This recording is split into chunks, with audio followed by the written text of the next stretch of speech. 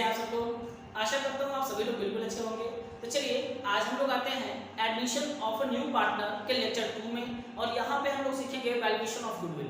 ठीक है, जनरली ये आपका ऐसे रहता है, यूपी बोर्ड में एडमिशन ऑफ पार्टनर में ये टॉपिक है, और सीबीएसई में ये आपका सेकेंड चैप्टर जो है आपका change in profit sharing ratio, वहाँ पे वैल्यूएशन ऑफ गुडविल के क्वेश्चंस वगैरह मिल जाएंगे। ठीक है, गुडविल क्या होता है? एक अमूर्त संपत्ति होती है। अमूर्त संपत्ति का मतलब क्या है? एक इंटेंजिबल एसेट्स। इंटेंजिबल मतलब क्या होता है? जिसको हम लोग देख छू नहीं सकते, सिर्फ और सिर्फ फील कर सकते हैं। ठीक है, वो हमारी अमूर्त संपत्ति होती है। तो गुडविल का जो वैल्यूएशन होता है उसके लिए क्या है, कुछ मेथड्स वगैरह बने हुए हैं। ठीक है, अब वो मेथड क्या है, चलिए इसको समझते हैं। ठीक है, तो इसमें जो सबसे पहला मेथड आता है वो होता है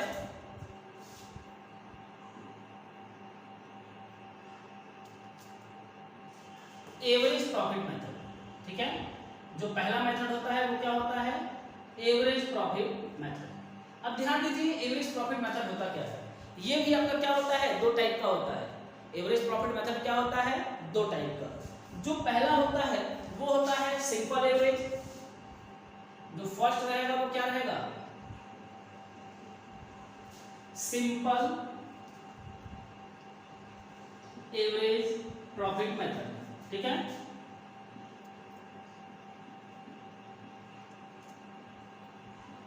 और जो सेकंड होता है वो होता है क्या आपका? Weighted average profit method. ठीक है,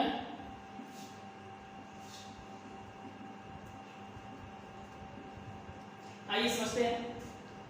पहले हम लोग समझते हैं सिंपल एवरेज प्रॉफिट मेथड। ठीक है, पहले हम लोग क्या समझते हैं? Simple average profit method. फिर उसके बाद हम लोग क्या सीखेंगे? वेटेड एवरेज प्रॉफिट मेथड कैसे कैलकुलेट होता है। तो इसमें देखिए क्या होता है, एवरेज प्रॉफिट में ये रहता है कि जितने ईयर का, ठीक है, आपका क्या दिया हुआ है? प्रॉफिट दिया हुआ है, उतने नंबर ऑफ ईयर से डिवाइड कर दीजिए। मींस 5 साल का अगर प्रॉफिट दिया हुआ है तो 5 साल के प्रॉफिट को प्लस करिए और 5 से डिवाइड कर दीजिए। इससे क्या आ जाएगा?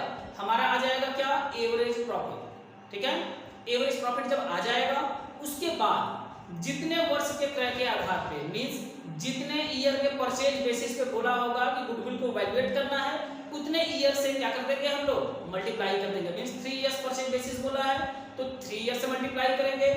5 इयर्स परचेज बोला है तो 5 ईयर से मल्टीप्लाई करेंगे। 2 इयर्स बोला है तो 2 ईयर से मल्टीप्लाई कर देंगे। ठीक है, तो उसके बाद हम लोगों को क्या होगा? गुडविल मिल जाएगा। आइए इसको एक जो है इमेजिनरी फिगर के बेसिस पे कैलकुलेट करते हैं, फिर उसके बाद इसको हम लोग क्या करते हैं? समझते हैं। देखिए जैसे यहाँ पे दिया हुआ है क्या आपका? फर्स्ट, सेकेंड, थर्ड, फोर्थ और फिफ्थ। ठीक है, ये 5 साल दिया हुआ है। 5 साल के प्रॉफिट में ध्यान दीजिए क्या क्या है। पहले साल 10,000 का प्रॉफिट है, second year 20,000 profit, third year 30,000 profit, और फोर्थ ईयर में आपका 20,000 का लॉस हो गया। ध्यान दीजिएगा क्या हो गया? लॉस हो गया। लॉस को मैंने ब्रैकेट में कर दिया। फिर इसके बाद फिफ्थ ईयर मान लीजिए आपका फिर से क्या हो गया? 20,000 प्रॉफिट हो गया। ठीक है, अब ये आपका प्रॉफिट दिया हुआ है, ये क्या है? आपका लॉस है, बाकी सब आपका प्रॉफिट है। ये हो गया 5 इयर्स का आपको प्रॉफिट दिया हुआ है, और बोल दिया क्या कि 3 इयर्स परचेज बेसिस, मतलब 3 साल के परचेज बेसिस पे आपको गुडविल का वैल्यूएशन करना है। तो ध्यान दीजिए यहाँ पे आप कैसे करोगे। सबसे पहले हम लोग कैलकुलेट करेंगे क्या? Average profit. तो चलिए इसका एवरेज प्रॉफिट बना लेते हैं। यहाँ ध्यान दीजिए, एवरेज प्रॉफिट। एवरेज प्रॉफिट में ध्यान दीजिए कितना है? 10,000 प्लस 20,000 प्लस 30,000, फिर लॉस है तो लॉस को माइनस कर दिया जाएगा, माइनस 20,000, और फिर प्लस प्रॉफिट है 20, इसको भी प्लस कर देंगे। तो अब ध्यान दीजिए ये 5 साल का हो गया, इसको क्या करेंगे? 5 से डिवाइड कर देंगे। ठीक है ना, तो अब ध्यान दीजिए 30, 20, 50, 10, 60, 60 में से 20, 20 कर दिया, 60,000 आ गया, और डिवाइडेड बाई 5 कर देंगे, कितना आ जाएगा? 12,000 रुपीज। ये क्या आ गया? आपका एवरेज प्रॉफिट आ गया। अब आपको कैलकुलेट क्या करना है? गुडविल। तो जब 12,000 आपका एवरेज प्रॉफिट आ गया तो यहां पे हम लोग क्या करेंगे? लिखेंगे goodwill is equal to average profit into number of years purchase, into क्या कर देंगे? Number of year purchase. तो एवरेज प्रॉफिट हमारा कितना आया है? 12,000 आया है। 12,000 में नंबर ऑफ ईयर परचेज क्या मैंने बताया था, 3 इयर्स के बेसिस पे करना था। तो 3 ईयर से क्या कर देंगे, इसमें मल्टीप्लाई कर देंगे। तो 12 दिया के कितना हो जाएगा, 36, 36,000 रुपए। यही हमारा क्या आ जाएगा, गुडविल आ जाएगा। ठीक है, ये तो हो गया सिंपल सा तरीका, सिंपल एवरेज। लेकिन अगर मान लीजिए आपको क्वेश्चन थोड़ा सा टफ बना के दे दे, अब उसमें क्या रहेगा, 2-4 पॉइंट और इंक्लूड कर देगा। वो क्या होता है सुनिए। अब इसमें ये दे दिया कि किसी साल आपका एबनॉर्मल प्रॉफिट या एबनॉर्मल लॉस आ गया। एबनॉर्मल प्रॉफिट या एबनॉर्मल लॉस क्या होता है, इसको भी समझ लीजिए। जो आपके बिजनेस नेचर के लॉस नहीं होते हैं लेकिन उसको हम लोग बिजनेस में चार्ज कर देते हैं, this is called abnormal loss. ठीक है, फॉर एग्जांपल मैं बताऊं, फॉर एग्जांपल में ये ले लीजिए कि जैसे बिजनेस एक्टिविटी तो चल रही है, मान लीजिए मेरा जो है बिजनेस क्या है, कपड़े का है, मैं कपड़े बेचता हूँ। ठीक है, जो भी अर्निंग होती है वो हमारे बिजनेस प्रॉफिट है। लेकिन अब वहां पे क्या हुआ, मैंने 10,000 रुपए शेयर मार्केट में लगाए हुए थे। ठीक है, 10,000 रुपए मैंने क्या किया था, शेयर मार्केट में लगाया हुआ था और पूरा पैसा मेरा डूब गया। ठीक है, या तो मैंने एक चिट फंड कंपनी में, लक्ष्मी चिट फंड में लगा दिया भाई कि 21 दिन में पैसे डबल हो जाएंगे, और 20,000 रुपए मैंने वहां पे डाल दिए, 21 दिन में पैसे डबल। अब वहां पे क्या हुआ, लक्ष्मी चिट फंड भाई 21 दिन में पैसे डबल देने वाली थी, 20वें दिन फरारी काट गई। अब तो 20,000 का लॉस हो गया ना, पैसा तो मेरा गया काम से। अब यहाँ पे क्या होगा, लक्ष्मी चिट फंड को खोजेंगे, नहीं ये तो हमारा लॉस हो गया। अब उस 20,000 के लॉस को अब मैं क्या करूं, यहाँ पे चार्ज कर दूं कि 20,000 हमारा लॉस हो गया। तो क्या ये मैंने सही किया? बिजनेस तो हमारा कपड़े का है, तो कपड़े के बेचने या खरीदने से जो भी हमारी एक्टिविटी होगी या मतलब जो भी अर्निंग होगी वो हमारी बिजनेस प्रॉफिट है, और उससे जो लॉस होगा वो बिजनेस लॉस है। ठीक है ना। लेकिन लक्ष्मी चिट फंड मेरा 20,000 रुपए लेके गया क्या करने के लिए, कि 21 दिन में पैसे डबल कर दूंगा, और वो लेके भाग गया। तो अब यहाँ पे क्या होगा, ये 20,000 का लॉस मैं यहाँ पे शो कर दूं, ये तो अच्छी बात नहीं है। क्यों? क्योंकि वो हमारा अदर लॉस है, ये बिजनेस लॉस नहीं है। तो इसको हम लोग क्या बोलेंगे, एबनॉर्मल लॉस। ठीक है, तो अगर वो हमने यहाँ पे चार्ज किया होगा यहाँ के प्रॉफिट एंड लॉस अकाउंट में, तो उससे हमारा प्रॉफिट कम हो गया होगा, रिड्यूस हो गया होगा, घट गया होगा। तो अब वहां पे हम क्या करेंगे, वहां पे जो लॉस हमारे प्रॉफिट को कम कर दिया है उसको यहाँ पे प्लस करके एक्चुअल प्रॉफिट अपना बना लेंगे। ठीक है, मींस एबनॉर्मल लॉस होगा तो उसको प्लस कर देंगे। इसी तरह मान लीजिए अगर लक्ष्मी चिट फंड भागता नहीं और 21 दिन में मुझे पक्का पैसे डबल करके लाके 40,000 रुपए दे देता है, 20,000 मेरा लेके गया और दिया कितना, 40,000, 21 दिन में पैसे डबल हो गए भाई। अब यहाँ पे क्या होगा, अब ये जो 40,000 रुपए मेरे पास आए, 20,000 तो मेरा खुद का था, 20,000 रुपए मेरा प्रॉफिट आया। ठीक है ना। तो ये जो 20,000 एक्स्ट्रा अर्निंग हुई उसको मैंने बिजनेस प्रॉफिट में यहाँ प्लस कर दिया, 20,000 रुपया और कमा लिया। ठीक है, तो अब ये बताओ आप कि ये जो 20,000 रुपए मैंने लक्ष्मी चिट फंड से ले लिया, जो कि पॉसिबल नहीं था लेकिन मैंने ले लिया, तो अब ये बताओ 20,000 रुपए क्या मेरा बिजनेस प्रॉफिट है? मेन काम तो मेरा क्या है, कपड़ा बेचना है ना। तो कपड़े बेचने से जो इनकम होगी वो हमारी बिजनेस इनकम है, और लक्ष्मी चिट फंड से जो पैसा मिला वो हमारा क्या है, एबनॉर्मल गेन या एबनॉर्मल प्रॉफिट है। तो अगर एबनॉर्मल प्रॉफिट हमारे प्रॉफिट में इंक्लूड है तो उसको हम क्या करेंगे, माइनस कर देंगे, तब हमारा एक्चुअल बिजनेस प्रॉफिट पता चलेगा। ठीक है, आशा करता हूं आप सभी लोगों को एबनॉर्मल प्रॉफिट या एबनॉर्मल लॉस क्लियर हो गया होगा। मतलब जो बिजनेस नेचर का लॉस या प्रॉफिट नहीं था लेकिन हम यहाँ पे चार्ज कर दिए तो उसको हम क्या करेंगे, जस्ट अपोजिट कर देंगे। अगर लॉस माइनस किए है तो उसको प्लस कर देंगे, और गेन प्लस किए है तो उसको माइनस कर देंगे। एक्चुअल प्रॉफिट बनाएंगे, फिर एवरेज प्रॉफिट, फिर नंबर ऑफ ईयर परचेज से मल्टीप्लाई कर देंगे, तो हमारा क्या आ जाएगा, गुडविल की वैल्यू आ जाएगी। ठीक है, तो ये तो हो गया क्या हमारा सिंपल एवरेज। अब आते हैं हम लोग वेटेड एवरेज की तरफ। ठीक है, तो वेटेड एवरेज में ध्यान दीजिए कैसे होता है। आशा कर रहा हूँ आप सभी लोगों को वीडियो समझ में आ रहा है, कॉन्सेप्ट समझ में आ रहा है। अगर समझ में आ रहा है तो वीडियो पे लाइक जरूर कर दीजिएगा, और तो साथ में बने रहिए, अगले मेथड को हम लोग देखते हैं। ठीक है, तो चलिए अब इसके बाद हम लोग बढ़ते हैं आगे की तरफ और देखते हैं क्या, वेटेड एवरेज। इसी क्वेश्चन को वेटेड एवरेज की तरफ देखते हैं। ठीक है, अब यहाँ पे हमें एवरेज प्रॉफिट को निकालना है, नहीं इसको भी मैं क्लियर कर दे रहा हूँ, और ये जो लॉस है इसको मैं प्रॉफिट बना ले रहा हूँ। ठीक है, और प्रॉफिट में कितना बना दिया, 10,000 रुपए। ठीक है, अब ये 5 साल का प्रॉफिट दिया हुआ था, और इन 5 साल के प्रॉफिट को वेट देना है। क्या देना है, वेट, भारित करना है। 1 2 3 4 5, ये आपके क्वेश्चंस में दिया रहता है कि इस ईयर के प्रॉफिट को 1, इस ईयर के प्रॉफिट को 2, इस ईयर के प्रॉफिट को 3, ऐसे करके वेट देना है। ठीक है, मतलब भारित करना है। लेकिन अगर मान लीजिए क्वेश्चन में ये न दे और बोल दे कि वेटेड एवरेज निकालना है, तो अब क्या करोगे भाई? वेटेड एवरेज में निकालना है, वेट तो दिया ही नहीं, अब क्या करोगे?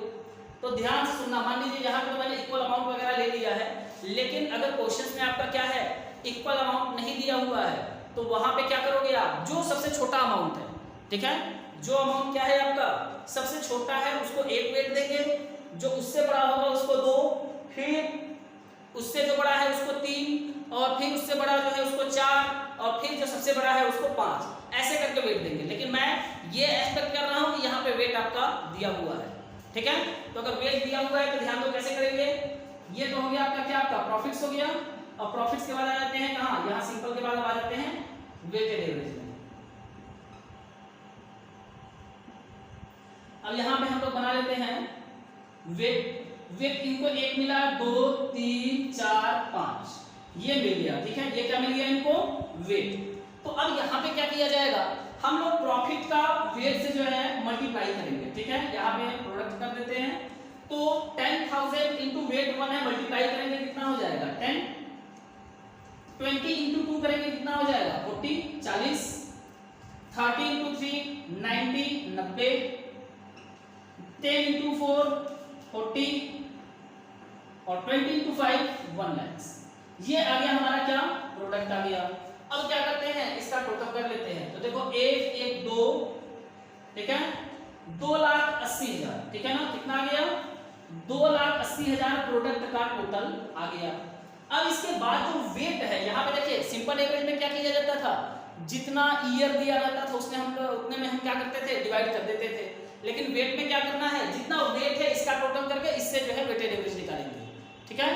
तो अब ध्यान दीजिए कैसे करेंगे, इसका वेट का टोटल कर लीजिए, 5 4 9 3 12 14 1 15, 5 4 9 3 12 14 1 15, 15 आ गया, ठीक है। अब यहाँ पे हम जानते हो क्या निकालेंगे, वेटेड एवरेज प्रॉफिट, ठीक है, वेटेड एवरेज प्रॉफिट। तो अब वेटेड एवरेज प्रॉफिट ध्यान दीजिए कैसे निकलेगा, यहाँ पे थोड़ा सा है स्पेस, इसका टोटल कितना आया था प्रोडक्ट 280, यहाँ लिख देते हैं 2,80,000 एंड डिवाइडेड बाय वेट का टोटल कितना आया है 15, 15 से क्या करते हैं इसको डिवाइड कर देते हैं, काटो भाई कितना आएगा 15 एकम 15 हो गया, एक हुआ मतलब आ गया आपका 15, और 15 के बाद बचेगा कितना भाई 13 बच जाएगा। तो 15 और 18 120, 120 कर देंगे तो बचेगा कितना 10, फिर 15 से 90, फिर 6 6 6 6 आता जाएगा, ठीक है।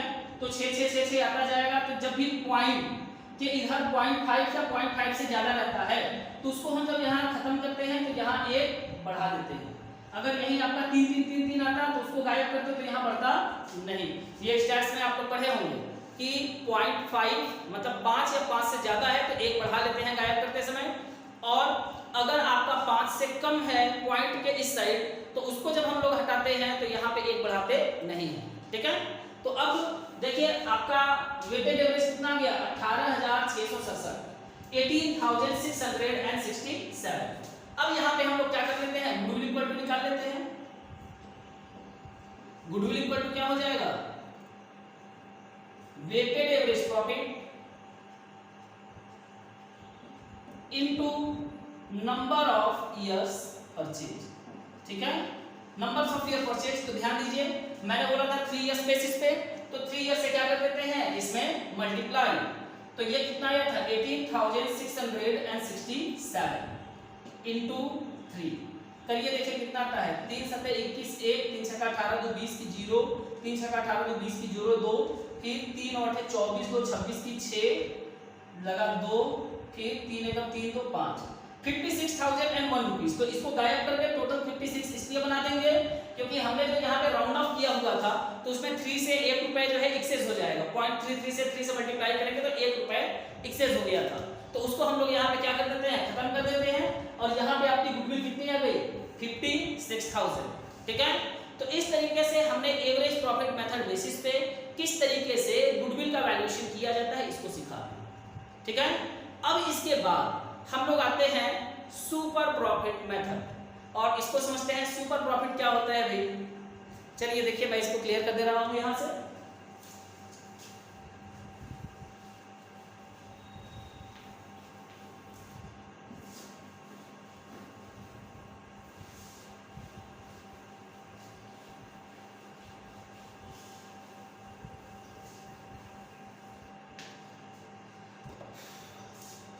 आते हैं second, super profit method. Super profit method जिसको हिंदी में क्या बोलते हैं भाई, अधिलाभ विधि। जो हिंदी मीडियम वाले बच्चे हैं वो भी समझ सकते हैं, इसको क्या बोलते हैं, अधिलाभ विधि, सुपर प्रॉफिट। तो अब इसको सॉल्व करने से पहले, स्टार्ट करने से पहले हम लोग समझते हैं सुपर प्रॉफिट पहले होता क्या है, ठीक है ना। सुपर प्रॉफिट को जब जानोगे तभी आप कैलकुलेट करोगे और गुडविल का वैल्यूएशन करोगे। तो चलिए पहले इसको समझते हैं। तो ध्यान दीजिए, हम लोग क्या करते हैं, मान लीजिए 1 लाख रुपए लिए हैं और बिजनेस स्टार्ट किए, ठीक है। हमने क्या किया, 1 लाख रुपए लिया और 1 लाख रुपए से बिजनेस स्टार्ट किया, ठीक है। तो मैं मान लीजिए कपड़े का बिजनेसमैन था, तो मैं कपड़ा ही बेच रहा हूँ, ठीक है। लेकिन इसमें क्या होता है, आपका जो एनुअल रिटर्न होता है वो आता है कितना, 20% फॉर एग्जांपल आता है। मींस कपड़े का जो भी बिजनेस करता है वो 20% तक कमाता है, ठीक है। मैं भी जिस प्रकार का बिजनेस कर रहा हूं तो मेरी भी इनकम कितनी होनी चाहिए, 20% की होनी चाहिए। जाहिर सी बात है ना कि अगर सब लोग 20% कमा रहे हैं तो मैं भी तो 20% कमाऊंगा। मैं भी तो धरती पे ही हूं, मैं थोड़ी हवा में जो है बेच रहा हूं। तो अब यहाँ पे क्या होगा, सुनिए ध्यान से। अब 20% तो क्या हो गया, नॉर्मल रिटर्न हो गया कि नॉर्मल मतलब इतना सबको आपको मिलता है 20%, 20%। लेकिन हमारी इनकम आती है कितनी, 30,000 रुपए, ठीक है। नॉर्मल कितना है 20, लेकिन हम कितना कमाते हैं, 30 कमाते हैं। तो अब देखा जाए तो सभी लोगों को 20% मिलता है और हमको मिल गया 30%। तो 10% हमने एक्स्ट्रा, मतलब 10,000 रुपए हमने एक्स्ट्रा कमाया, वही हमारा क्या है, सुपर प्रॉफिट है, ठीक है ना। वही हमारा क्या है, सुपर प्रॉफिट। तो आइए अब इसको क्या करते हैं, क्वेश्चंस के थ्रू समझते हैं। मान लीजिए यहाँ पे क्या है, आपका एक्चुअल प्रॉफिट दिया हुआ है, ठीक है, कि आपने वास्तविक लाभ कितना कमाया है, 30,000 रुपए कमाया हुआ है, ठीक है। कैपिटल आपकी कितनी है, 1 लाख रुपए, 1 lakhs, एंड जो नॉर्मल रेट ऑफ रिटर्न है वो कितना है, 20% है, ठीक है। कितना है, 20% है। तो यहाँ पे देखिए क्वेश्चन में हमें एक्चुअल प्रॉफिट तो सीधा सीधा दिया हुआ है, लेकिन हमको क्या चाहिए, नॉर्मल प्रॉफिट चाहिए। तो नॉर्मल प्रॉफिट ध्यान दो, देखो कैसे कैलकुलेट होता है, देख लो इधर।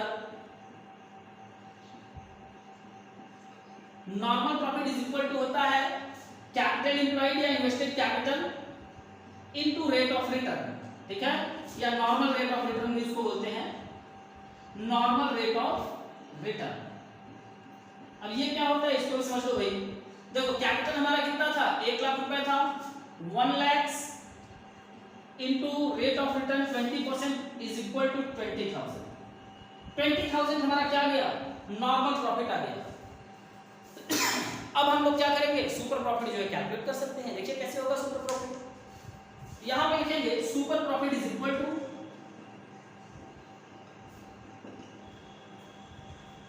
Actual profit minus normal profit, ठीक है। Actual profit minus normal profit. Actual profit हमारा कितना आया था भाई, 30,000 आया था, और नॉर्मल कितना हो गया, 20,000 हो गया। इसमें से इसको लेस कर देंगे, रिमेनिंग कितना बचेगा, 10,000। यही आपका क्या हो गया, सुपर प्रॉफिट आ गया। अब जब सुपर प्रॉफिट हमें पता चल गया तो अब हम लोग क्या कर सकते हैं, गुडविल को वैल्यूएट कर सकते हैं। देखिए कैसे होगा, यहां लिख देंगे goodwill is equal to super profit into number of year purchase. तो ध्यान दीजिए 3 इयर्स बेसिस हम लोग चलते आ रहे हैं अभी, तो यहाँ पे 3 इयर्स बेसिस ही देखते हैं।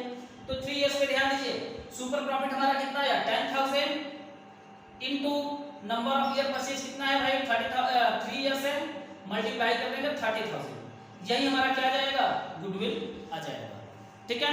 तो इस तरीके से हमने सुपर प्रॉफिट को भी कैलकुलेट कर लिया। लेकिन मान लीजिए अगर क्वेश्चंस में आपका एवरेज प्रॉफिट कैलकुलेट करना है, जैसे यहाँ पे एक्चुअल प्रॉफिट मैंने 30,000 डायरेक्ट मेंशन कर दिया।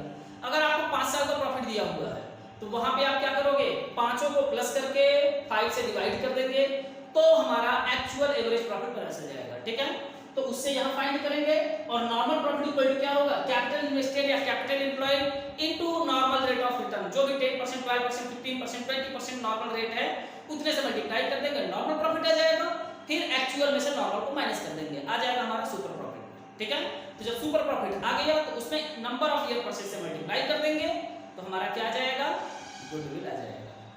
ठीक है, तो चलिए अब ये मेथड भी हमने खत्म कर दिया। देखिए कभी कभी क्या होता है, क्वेश्चंस आपका दिया रहेगा, यहाँ एक्चुअल प्रॉफिट दे दिया, लेकिन अब इसमें ये दे दिया क्या कि इसमें मैनेजमेंट कॉस्ट या मैनेजर का जो है रिम्यूनरेशन जो है वो चार्ज नहीं हुआ है। ठीक है, मैनेजर का रिम्यूनरेशन चार्ज नहीं हुआ है। ये क्या होता है ये भी सुन लीजिए, कभी कभी दिया रहता है कि मैनेजर का रिम्यूनरेशन जो था वो 3000 रुपए पर ईयर आता, लेकिन इसको चार्ज नहीं किया गया।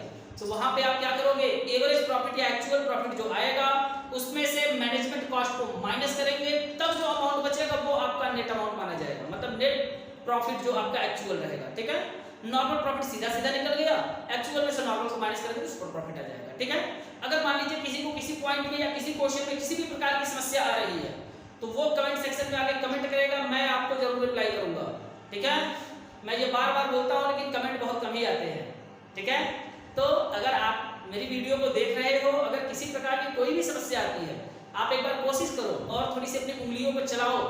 ठीक है, और कमेंट में आके कमेंट करो, रिप्लाई मैं जरूर करूंगा। ठीक है, तो आइए अब आते हैं हम लोग नेक्स्ट मेथड जो कि है आपका क्या, पूंजीकरण विधि, और इसको इंग्लिश में क्या बोलते हैं, कैपिटलाइजेशन मेथड। ठीक है, चलिए आइए देखते हैं।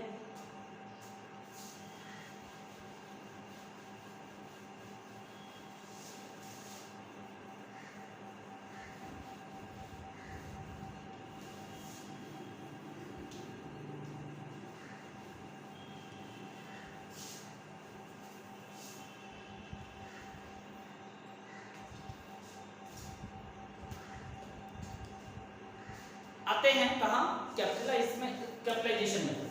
थर्ड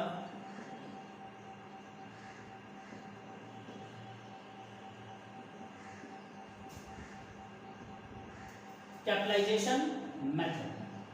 अब कैपिटलाइजेशन मेथड क्या होता है पहले इसको हम लोग समझ लेते हैं।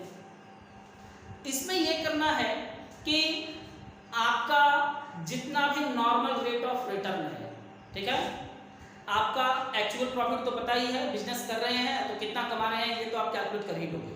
ठीक है, लेकिन नॉर्मल रेट ऑफ रिटर्न क्या है, नॉर्मल रेट ऑफ रिटर्न से हम लोग एक्चुअल प्रॉफिट को कैपिटलाइज करते हैं। कैपिटलाइज मींस कि अगर मान लो जैसे उसी एग्जांपल को लेते हैं जो हमने सुपर प्रॉफिट में लिया था कि 1 लाख रुपए पे क्या होता है, नॉर्मल रेट ऑफ रिटर्न कितना था, 20% था, मींस 20,000 नॉर्मल प्रॉफिट था, लेकिन हम अर्निंग कितना कर रहे हैं, 30,000।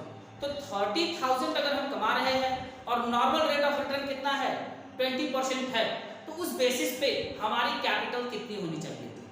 ठीक है, अगर हम 30,000 कमाते हैं तो हमारा कैपिटल कितना होना चाहिए था, अगर हम 1 लाख रुपए कमाते हैं तो हमारी कैपिटल कितनी होनी चाहिए थी। ठीक है, नॉर्मल रेट ऑफ रिटर्न के बेसिस पे। ठीक है ना, मतलब अगर नॉर्मल रेट ऑफ रिटर्न आपका 15% है, कितना परसेंट है, 15%। ठीक है, 15% है आपका क्या, नॉर्मल रेट ऑफ रिटर्न, मतलब इस नेचर का जो भी बिजनेस करता है वो 15% कमाता है, कहाँ, अपने इन्वेस्टमेंट्स पे, मतलब जितना भी उसका कैपिटल इन्वेस्ट किया है उसको 15% रिटर्न मिलता है सर। तो ये तो हुआ नॉर्मल रेट ऑफ रिटर्न। अब आप जितना प्रॉफिट कमा रहे हो, कोई 1 लाख कमा रहा है, कोई 2 लाख, कोई 10 लाख, कोई 5 लाख, कोई 20 लाख, ठीक है, उसका हम क्या करेंगे, कैपिटलाइज वैल्यू निकालेंगे। कैपिटलाइज वैल्यू का मतलब क्या है कि जितना भी प्रॉफिट रहेगा उसको 15% रेट ऑफ रिटर्न है तो 15% से क्या करेंगे, डिवाइड करेंगे, इनटू 100 कर देंगे, मतलब इतना प्रॉफिट कमाने के लिए इनके पास कैपिटल कितना होना चाहिए था। ठीक है, तो अब आइए यहाँ पे हम लोग देखते हैं एक क्वेश्चन। ठीक है, यहाँ पे वही पुराना ही क्वेश्चन लेते हैं कि एक्चुअल प्रॉफिट इनकी कितनी थी, एक्चुअल प्रॉफिट था 30,000। ठीक है, कैपिटल इनका कितना है, 1 लाख रुपए कैपिटल था, और जो नॉर्मल रेट ऑफ रिटर्न था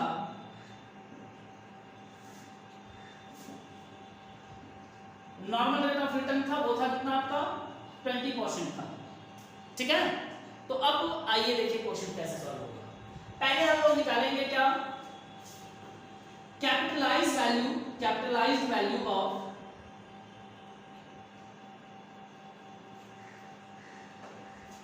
ऑफ एवरेज प्रॉफिट। ठीक है, क्या निकालेंगे, capitalised value of average profit. तो एवरेज या एक्चुअल प्रॉफिट देखिएगा कितना है, 30,000 है। तो 30,000 और नॉर्मल रेट ऑफ रिटर्न कितना था, 20% था, ठीक है ना। तो क्या करेंगे यहाँ पे 20% से डिवाइड कर देंगे और इंटू 100 कर देंगे, तो हमारा कैपिटलाइज वैल्यू पता चल जाएगा। तो ये देखिए 80 से कैंसिल, 2 × 5 कर दिए, 3 × 5 = 15, 1,50,000 रुपए आया। मतलब अगर ये कितना कमाते हैं, 30,000 रुपीज कमाते हैं, तो इनका कैपिटल कितना होना चाहिए था, 1.5 लाख रुपए, लेकिन इनका कैपिटल है कितना, सिर्फ 1 लाख रुपए ही है। तो अब देखिए यहाँ पे गुडविल इक्वल टू क्या हो जाएगा, यहाँ पे हम लोग लिखेंगे goodwill is equal to capitalise value of average profit. Capitalise value of average है एक्चुअल प्रॉफिट जो भी रहेगा, ठीक है, प्रॉफिट माइनस एक्चुअल कैपिटल जो इनका है, ठीक है ना, जितना भी कैपिटल इस समय है या कैपिटल एम्प्लॉयड उसको क्या करेंगे, इसमें से माइनस कर देंगे। तो ये कितना आया आपका 1,50,000 आया, और ऐसे का है कितना कैपिटल भाई 1 लाख रुपए ही है, माइनस कर देंगे 1 लाख, तो 50,000 जो बच जाएगा, यही 50,000 इनका क्या हो जाएगा, गुडविल हो जाएगा, ठीक है। आशा कर रहा हूँ आप सभी लोगों को ये वीडियो पसंद आया होगा और समझ में आ गया होगा सबको। अगर किसी को किसी प्रकार की समस्या है, किसी भी पॉइंट में जो समझ में ना आया हो, तो वो कमेंट सेक्शन में आके कमेंट करें, मैं उनको जरूर रिप्लाई करूंगा, ये मैं बार बार कहता हूँ, ठीक है ना। तो अगर आप कमेंट करोगे तो मैं पक्का आपको रिप्लाई करूंगा। तो चलिए आज मैं क्या करता हूँ, इसको अभी खत्म करता हूँ। अब इसके बाद एडमिशन ऑफ अ पार्टनर के नेक्स्ट टॉपिक या नेक्स्ट जो क्लास बनेगा उसमें हम लोग सीखेंगे कि एडमिशन ऑफ अ पार्टनर, मतलब जब कोई पार्टनर पार्टनरशिप फॉर्म में इंटर करता है तो वहां पे जनरल एंट्रीज कैसे पास करते हैं, ठीक है, गुडविल का ट्रीटमेंट किस तरीके से किया जाता है, अगर जनरल रिजर्व है, अनडिवाइडेड प्रॉफिट है या रिजर्व फंड वगैरह है तो उसका ट्रीटमेंट कैसे किया जाता है, इसको हम लोग सीखेंगे नेक्स्ट वीडियो में। तो अगर ये वीडियो आप लोगों को समझ में आया, पसंद आया, तो वीडियो को लाइक करें, और हमारे चैनल को अभी तक आप लोगों ने सब्सक्राइब नहीं किया है तो चैनल को सब्सक्राइब करके नोटिफिकेशन बेल पे ऑल को क्लिक कर दें, जिससे कि हमारे चैनल के सभी वीडियो आपको आसानी से मिल सके, क्योंकि आपके एग्जाम की प्रिपरेशन के लिए मैं ऐसे टॉपिक्स आपको जो है रेगुलर प्रोवाइड करता रहूंगा, जिससे आप अपने एग्जाम में बेहतर कर सको।